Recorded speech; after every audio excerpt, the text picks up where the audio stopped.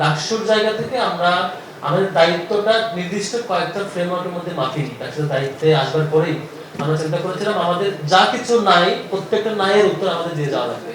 এই নাইগুলোর উত্তর দিতে যেয়ে আমাদের এই পুরো লড়াইটা আমরা পার করেছি, পুরো সময়টা আমরা পার করেছি। আমাদের সাহিত্য সংস্কৃতি বিভাগের উদ্যোগে এখন পর্যন্ত কালচারাল প্রোগ্রাম হয়েছে মোর দ্যান 75। এই এক বছরের মধ্যে 75টার চেয়ে বেশি আমরা কালচারাল প্রোগ্রাম করেছি, যেগুলো সাহিত্য মোসাদ্দেক আলী মোহাম্মদ তিনি সমন্বয় করেছেন। এবং আমাদের কমপক্ষে 20টা ম্যাগাজিন বের হবে ইনশাআল্লাহ, সবগুলো মিলিয়ে বিভিন্ন সাময়িকী এবং বিভিন্ন বিষয়ের উপরে।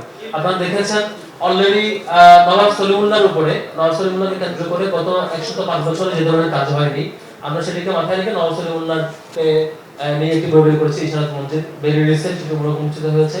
সামনে আরেকটি বই আসবে, সেটি হচ্ছে গণরঙ্গ গেসুমের যে টর্চার, সেই টর্চার যাতে শিক্ষার্থীরা আগামীতে যারা আসবেন তারা লেখনের মধ্য দিয়ে পায় যে ক্যাম্পাস আসলে কি হতো, সেটা আমরা লেখনের মধ্য দিয়ে আগামী যারা আগামী স্টুডেন্ট হবে প্রত্যেকের কাছে পৌঁছানোর জন্য আমরা সেটি একটি ম্যাগাজিনের মাধ্যমে সামনে নিয়ে আসছি।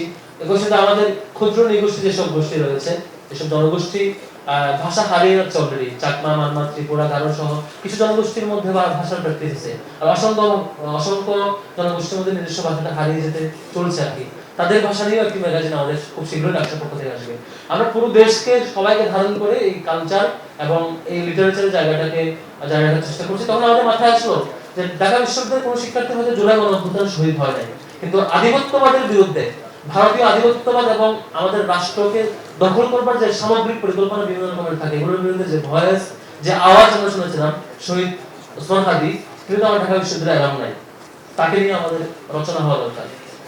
তো অনেকে বলেছেন তার জীবনী বের করলে ভালো, আর সবচেয়ে বড় শক্তিশালী পরামর্শ আসছে যে ওনার জীবনের চাইতে উনি যে বক্তব্যগুলো বিভিন্ন পডকাস্ট এবং বক্তৃতায় বলে গিয়েছেন টকশোতে, এগুলো একটি শক্তিশালী বাহক, শক্তিশালী মেসেজ যেটা আমাদের পুরো জাতিকে জাগিয়ে তুলতে পারে।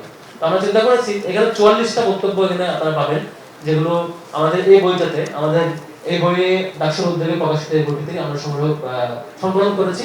আমরা আশা করছি এই বইয়ের মধ্য দিয়ে প্রত্যেকটা পরিবারে, এই বাংলাদেশের প্রত্যেকটা শিশুর কাছে, তরুণের কাছে, শিক্ষার্থীর কাছে বিশ্ববিদ্যালয়ের জ্ঞান অর্জন করতে চান এমন যেসব শিক্ষার্থী ইউনিভার্সিটির পুঁথিগত বিদ্যার বাইরে সমাজকে পড়তে চান, সেটি শহীদ ওসমান হাদির দৃষ্টির আলোকে পড়বেন। শহীদ ওসমান হাদি কেমন করে চিন্তা করতেন, সোশ্যাল প্রবলেমগুলো উনি কেমন করে অ্যাড্রেস করতে চাইতেন, কালচারাল চ্যালেঞ্জগুলো উনি কেমন করে অ্যাড্রেস করতে চাইতেন, পলিটিক্যাল পার্টিগুলো তিনি কেমন করে রিড করতেন, তার জায়গা থেকে ওনার কোন চেতনাকে ধারণ করবার কারণে তাকে জীবন দিতে হলো, এই লেখনের মধ্যে দিয়ে আপনারা খুব শর্টে এই বইয়ের মধ্যে পেয়ে যাবেন। আপনাকে খুঁজতে হবে না, অনলাইনে সার্চ করে বা অনেক কিছু প্যারেশনের মধ্যে দিয়ে যাওয়া লাগবে না, এর মধ্যে করতে হবে আশা করি।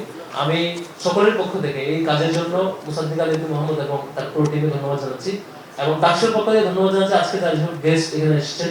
আমরা দোয়া চাই, আমরা মূলত আমাদের এই আয়োজনগুলোর মধ্য দিয়ে ডাকসুকে, ডাকসুর দায়িত্বের জায়গা থেকে নির্দিষ্ট কাগজ কিংবা সংবিধান, ডাকসুর গঠনতন্ত্র কিংবা আমাদের ইশতেহার, এসব কাগজের ছকে না আঁকে আমরা আমাদের হৃদয়টা উজাড় করে যতটুকু সম্ভব সবটুকু করবার চেষ্টা করছি। এটা আমাদের কমিটমেন্টের জায়গা।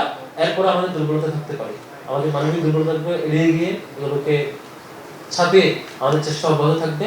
আশা করা যায় আমাদের অন্যান্য পলিটিক্যাল এঙ্গেজমেন্টের পাশাপাশি, ওয়েলফেয়ার যে অ্যাক্টিভিটি সেগুলোর পাশাপাশি, বা স্টুডেন্ট ডেভেলপমেন্ট, স্কিল ডেভেলপমেন্টের পাশাপাশি আমার এই কালচারের কাজ, আমার এই লিটারেচারের কাজ, সাহিত্যের যে কাজ, এগুলো সবচাইতে শক্তিশালী হয়ে হাজার বছর ধরে বেঁচে থাকবে এই সমাজে, বিশ্ববিদ্যালয়। এই কথাগুলো, এই লেখাগুলো কথা বলবে, এই নিঃশব্দগুলো, এই লিখিত শব্দগুলো শক্তিশালী শব্দ হয়ে এই সমাজে কন্ট্রিবিউট করবে অনেক অনেক দূর পরে গিয়েও, অনেক সময় পরে গিয়েও। তখনই আমরা হয়তো গর্ব করে বলবো ডাকসুর এই কাজ তখনই সফল হবে, যখন এই তরুণদেরকে অনুপ্রেরণা যোগাবে হাজার বছর পর।